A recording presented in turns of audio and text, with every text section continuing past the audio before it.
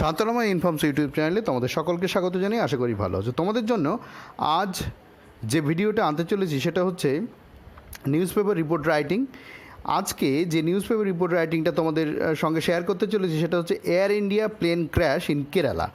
এইটার উপরে একটা নিউজ পেপার রিপোর্ট রাইটিং কীভাবে হতে পারে মোটামুটি 200 ওয়ার্ডের মধ্যে। এটা কিন্তু WBC এক্সিকিউটিভ, পিএসসি মিসলেনিয়াসের মেন, পিএসসি ক্লার্কশিপের মেন, স্কুল কলেজের পরীক্ষা সব ক্ষেত্রেই কিন্তু এটা ভেরি ভেরি ইম্পর্ট্যান্ট একটা টপিক বলে আমি মনে করছি।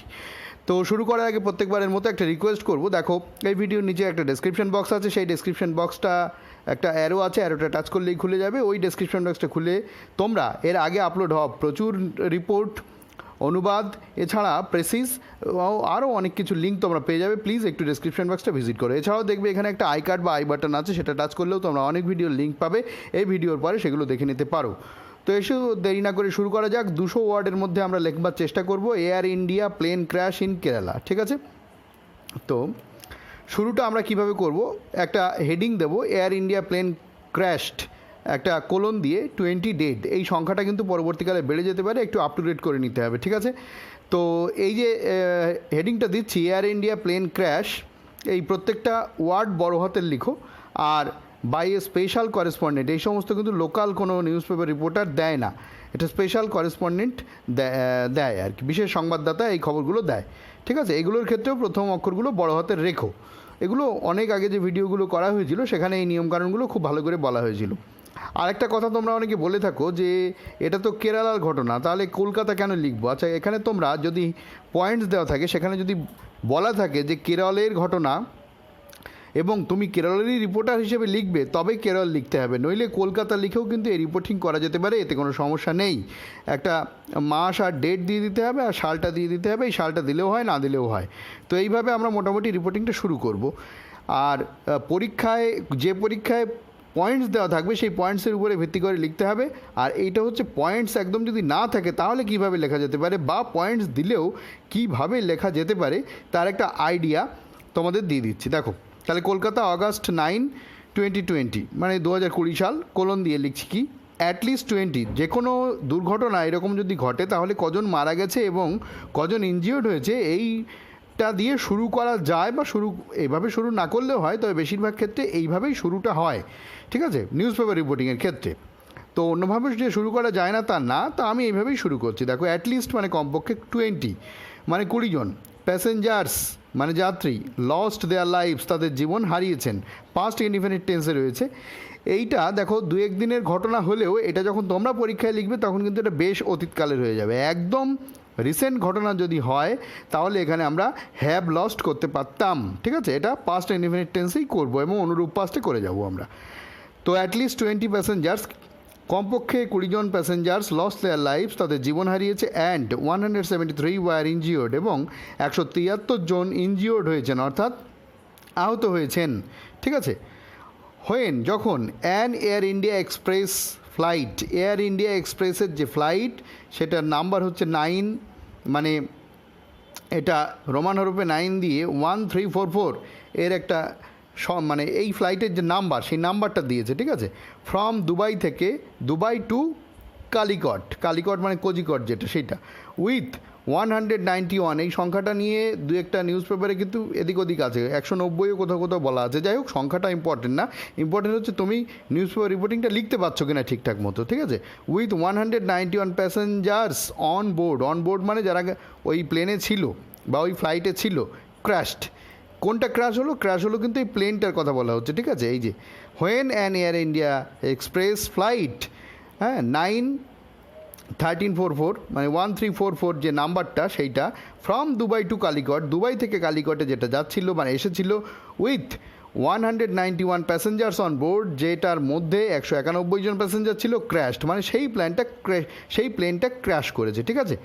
তো এই লাইনটা একটু বড়, তোমাদের যদি এই লাইনটা মানে প্রথম প্যারাগ্রাফের এই লাইনটা যদি তোমাদের আরও লাইনটা কন্টিনিউ হচ্ছে যদি মনে হয় বেশ কঠিন হয়ে যাচ্ছে, তোমরা আমাকে বলো, আমি কমেন্ট সেকশানে এটাকে 2 ভাগে ভাগ করে দেবো।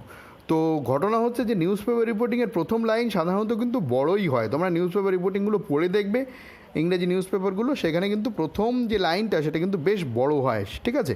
যাই হোক, তো একবার দেখে নাও আর একবার, at least 20 passengers lost their lives, হ্যাঁ, কমপক্ষে 20 জন প্যাসেঞ্জার্স মানে যাত্রী তাদের জীবন হারিয়েছে, অ্যান্ড 173 জন ওয়ার ইনজিওর্ড, তারা আহত হয়েছে। হোয়েন যখন an Air India flight express, এই এয়ার ইন্ডিয়া একটা এয়ার ইন্ডিয়া আর কি কোম্পানি যেটা আর কি, হ্যাঁ, এয়ার ইন্ডিয়া এক্সপ্রেস ফ্লাইট, তাদের যে ফ্লাইটটা মানে প্লেনটা, তার নাম্বারটা এই যে 1344 ফ্রম দুবাই টু কালিকট, যেটা দুবাই থেকে কালিকটে গেছিলো, মানে দুবাই থেকে কালিকটের জন্য যে এই ফ্লাইটটা, with 191 passengers on board crash. এই প্লেনটার মধ্যে বা ফ্লাইটটার মধ্যে 191 জন, সব মিলে 191 জন প্যাসেঞ্জার্স ছিল, সেটাই ক্র্যাশ করেছে। যখন কোনো প্লেন বা ফ্লাইট বা ট্রেন তার নাম্বার বলা হয়, বলে না, তারপরে বলা হয় কোন জায়গা থেকে কোন জায়গায় যাচ্ছে। প্লেনের ক্ষেত্রে তো এটা বলাই হয়, তোমরা যারা এয়ারপোর্টে গেছো বা প্লেনে ভ্রমণ করেছো তারা কিন্তু মোটামুটি এটা জানো যে প্লেনের নাম্বারের সঙ্গে কোন জায়গা থেকে কোন জায়গায় প্লেনটা যাতায়াত করছে, মানে কোন জায়গা থেকে কোথায় যাচ্ছে সেটা বলা থাকে। তাহলে এখানে কি হয়েছে ব্যাপারটা বুঝতে পেরেছো? বড় হলেও জিনিসটা কিন্তু সোজা করেই লেখা হয়েছে, ঠিক আছে? বিভিন্ন নিউজ পেপার থেকেই তথ্যগুলো সংগ্রহ করে কম্পাইল করে করা হয়েছে, এবং যতটা পেরেছি সোজা করেই করেছি মোটামুটি, খুব কঠিন নয় এটা। তাহলে এটুকু হলো। এইটার পরে দেখো কন্টিনিউ হচ্ছে, লাইনটা শেষ হয়নি কিন্তু, আমি আবারও বলছি লাইন শেষ হয়নি, লাইনটাই কিন্তু চলছে, ঠিক আছে? তো দেখো, তাহলে 20 জন নিহত হলো আর 173 জন আহত হলো ওই এয়ার ইন্ডিয়া ফ্লাইট, ওই নাম্বারটা যেটা ক্র্যাশ করে গেছে, ঠিক আছে? এইবারে দেখো ক্র্যাশ করা আছে, ক্র্যাশ করে যাওয়া মানে হচ্ছে প্লেনটা ভেঙে চুরে গেছে, ঠিক আছে? সেইটার কথা বলছে, ঠিক আছে? নেক্সট দেখো, এইবারে কিন্তু লাইনটা কন্টিনিউ হচ্ছে, হ্যাঁ, লাইনটা কন্টিনিউ হচ্ছে। এই ডটগুলো কিন্তু পরীক্ষার সময় দেবো না, আমি এটা বোঝানোর জন্য দিয়েছি, বিভিন্ন স্লাইডে করতে হয়েছে, একটা পাতায় তো আর করা যায়নি তাই। আচ্ছা, আফটার মানে পরে, কিসের পরে, মানে ক্র্যাশ করলো কিসের পরে সেইটা বলছে। ওভারশুটিং মানে স্লিপ করে যাওয়া, ঠিক আছে? ওভারশুটিং মানে কি, সরে যাওয়া, স্কিডও করা যেতে পারতো। Overshooting the table top runway মানে প্লেন তো ওঠে এবং নামে যখন কিছুটা ভূমির উপর দিয়ে, রানওয়ের উপর দিয়ে কিছুটা ছুটতে হয়, যখন নামে তখনও তাকে রানওয়ে দিয়ে আস্তে আস্তে ছুটে তার গতিরোধ করে, মানে সে আস্তে আস্তে থামে। আর যখন আকাশে ওড়ে তখনও শুরু থেকে আস্তে আস্তে গতি বাড়িয়ে রানওয়েতে ছুটে তারপরে সে আকাশে ওড়ে, সেইটাকে বলছে রানওয়ে। তাহলে কী বলছে? After overshooting the table top runway. এই টেবিল টপ কথাটার মানে আমাদের একটু বুঝতে হবে।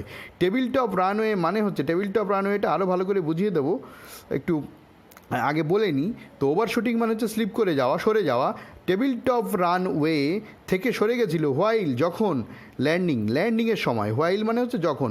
এই হোয়াইল শব্দটা যখন দিয়ে আমরা জুড়বো তখন আমরা প্রেজেন্ট পার্টিসিপল ব্যবহার করব, ঠিক আছে? হোয়াইল ল্যান্ডিং, যখন ল্যান্ডিং করছিল ঠিক সেই সময় টেবিল টপ রানওয়ে থেকে সরে গেছিলো।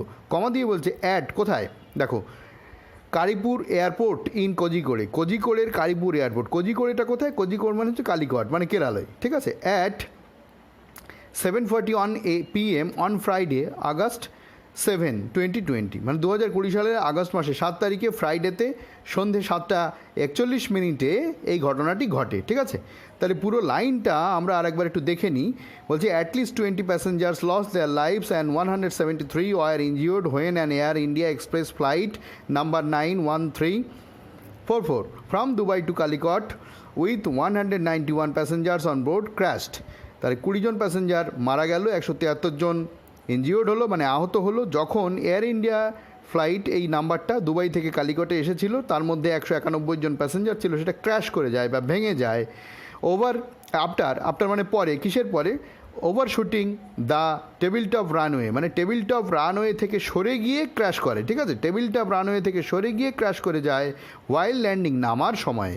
অর্থাৎ নামার সময় যখন এয়ার ইন্ডিয়ার ওই ফ্লাইটটা টেবিল টপ রানওয়ে থেকে সরে গিয়ে ক্র্যাশ করে যায়, তখন 20 জন লোক আর 173 জন, 20 জন মারা যায়, 173 জন ইনজিওর্ড হয়। কোথায় ঘটনাটা ঘটেছে? এই কারিপুর এয়ারপোর্ট কোজিকোড়ে অ্যাট টাইম দেওয়া হয়েছে 7:41 আর ফ্রাইডে আগস্ট 7, 2020, ঠিক আছে? এই হচ্ছে আমাদের প্রথম লাইন শেষ হলো, ঠিক আছে? জিনিসটা কিন্তু কঠিন না, তথ্যগুলো এক জায়গায় করলে কিন্তু সোজা হয়ে যাচ্ছে, বিষয়টা খুব কঠিন না। আর যদি খুব কঠিন হয় আমি এটাকে দুটো লাইনে ভেঙে দেবো পরে, তোমরা কমেন্ট করো যদি খুব কঠিন মনে হয়।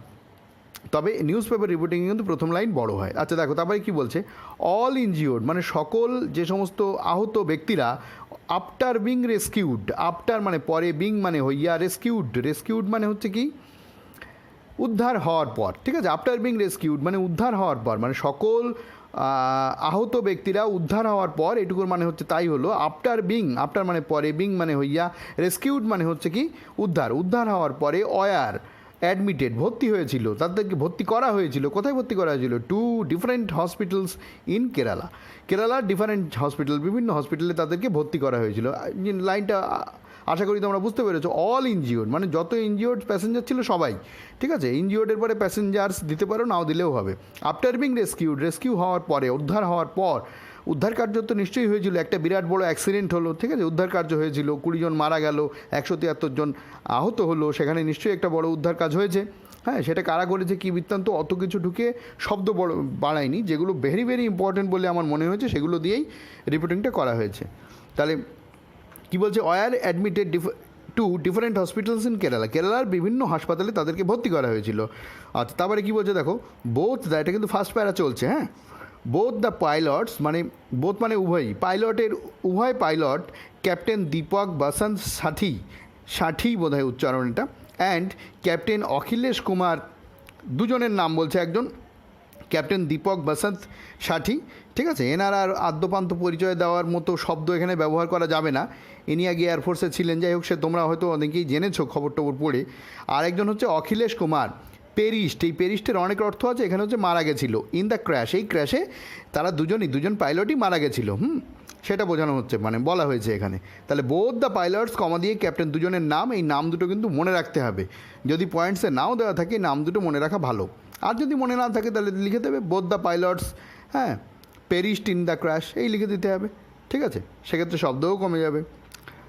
নেক্সট দেখো কী বলছে সেকেন্ড প্যারাগ্রাফে, দ্য ফ্লাইট মানে ওই প্লেনটার কথা বলা হচ্ছে, ফ্রম দুবাই থেকে ওয়াজ এ রিপাট্রিয়েশন মানে ফেরানো, প্রত্যাবর্তন করা, রিপাট্রিয়েশন মানে ফেরানো বা প্রত্যাবর্তন করা, রিপাট্রিয়েশন ফ্লাইট মানে ফিরিয়ে আনছিল, প্রত্যাবর্তন করছিল কাদের, ক্যারিং বহন করে, ইন্ডিয়ান সিটিজেন্স ভারতীয় নাগরিকদের, ব্যাক ফিরিয়ে আনছিল, টু দ্য কান্ট্রি দেশে, আন্ডার দ্য বন্দে ভারত মিশনের আন্ডারে তাদেরকে ফিরিয়ে আনছিল। তোমরা অনেকেই হয়তো জানো, না জানলে জেনে নাও, বন্দে ভারত মিশনটা ছোটো করে বলি, এটা হচ্ছে কোভিড-19 পিরিয়ডে যারা বাইরের নির্দিষ্ট কতগুলো দেশে আটকে আছে, তারা কাজ হারিয়েছে, তাদেরকে ফিরিয়ে আনার যে মিশনটা সেটাই হচ্ছে বন্দে ভারত মিশন। বুঝে গেছো আশা করি। আর যদি আরও বুঝতে বা জানতে হয় তাহলে নেট সার্চ করো, মানে গুগল সার্চ করো, তোমরা পেয়ে যাবে। তাহলে দ্য ফ্লাইট ফ্রম দুবাই থেকে এই ফ্লাইটটা ওয়াজ রিপাট্রিয়েশন, তাহলে ফেরানোর ফ্লাইট, ওয়াজ এ রিপাট্রিয়েশন ফ্লাইট, অর্থাৎ ফেরানোর মানে প্রত্যাবর্তন করার ফ্লাইট, প্লেন বহন করছিল, এটাও কিন্তু প্রেজেন্ট পার্টিসিপেলে রয়েছে, ঠিক আছে, ইন্ডিয়ান সিটিজেন্স ভারতীয় নাগরিক। আচ্ছা, ব্যাক টু দ্য, এই যে ক্যারিং ইন্ডিয়ান সিটিজেনদের ক্যারি করে আনছিল, ঠিক আছে। তারপর কি বলছে, ব্যাক টু দ্য কান্ট্রি মানে দেশে, ঠিক আছে, এই যে ওয়াজটা কিন্তু এখানে ভার্ব, ঠিক আছে।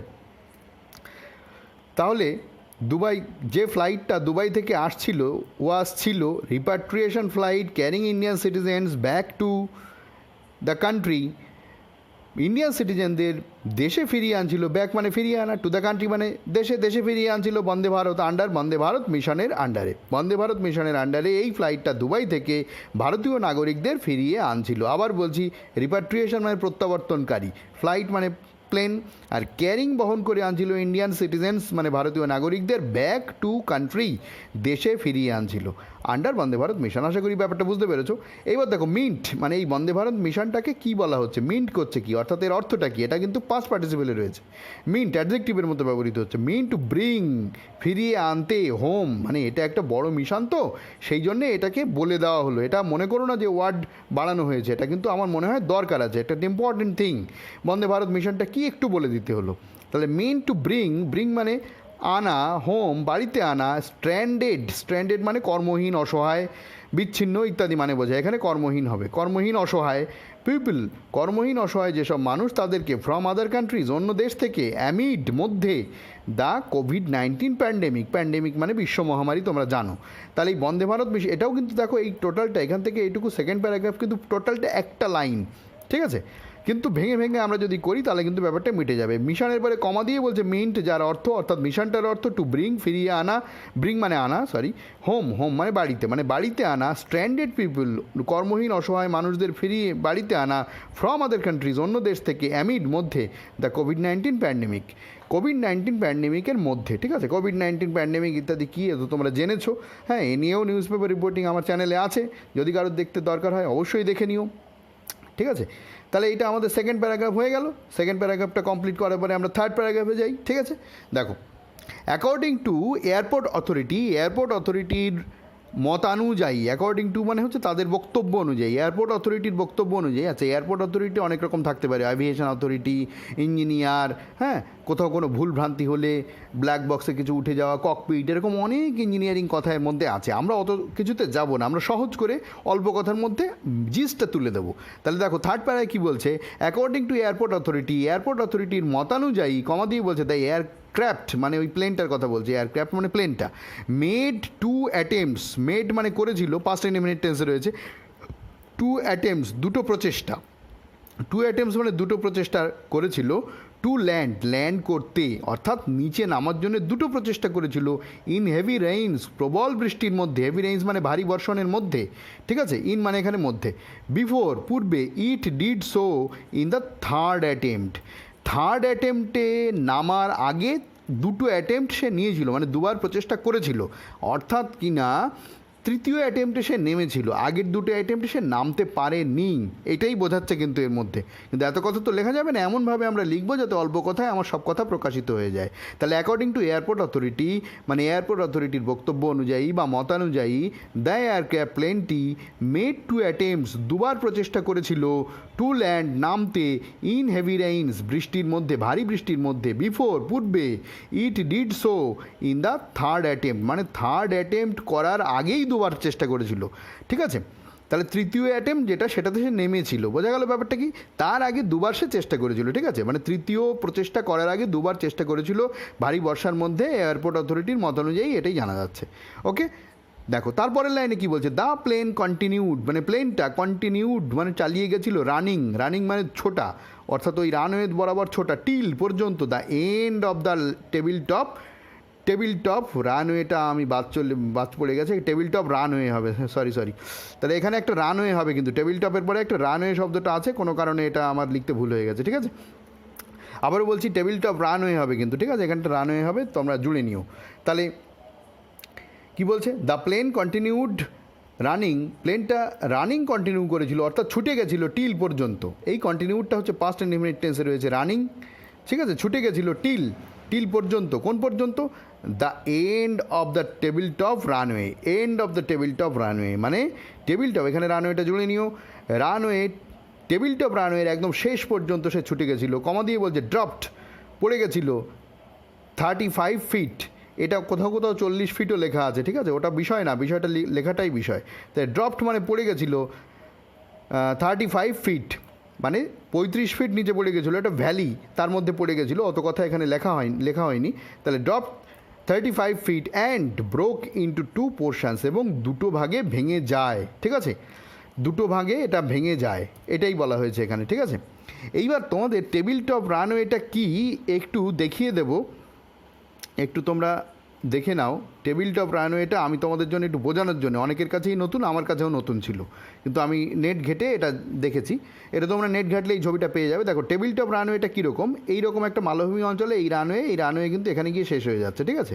তো ঘটনা হচ্ছে একটু বলে নিই, ধরো এই কোনো একটা প্লেনকে নামার জন্যে তার রান করতে হবে, কথার কথা 500 মিটার, তাহলে তার থেকে একটু বেশি সেটা নিশ্চয়ই থাকবে, ঠিক আছে।